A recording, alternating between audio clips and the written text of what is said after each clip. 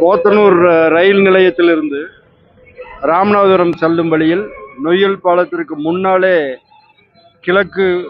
நோக்கி எங்களது பூமியிலே இந்த இந்தியன் ஆயில் கார்ப்பரேஷனுடைய பெட்ரோல் டீசல் சில்லறை விற்பனை நிலையம் தொடங்கப்பட்டுள்ளது.